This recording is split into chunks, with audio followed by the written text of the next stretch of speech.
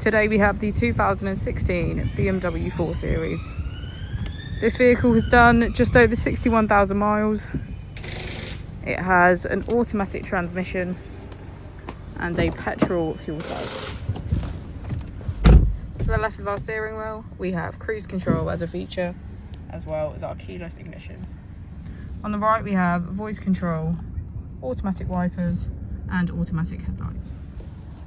Moving on to our screen, we can access navigation, smartphone integration, radio and media. If we put the vehicle into reverse, we can see that it comes with a parking camera with front and rear parking sensors. Just below we have our dual zone climate control with heated seats on either side. And if we press our drive mode button, we can switch between our 3 different driving modes: Sport, Comfort and Eco Pro. As we go into the back of the vehicle, we can see that it has a full leather black interior.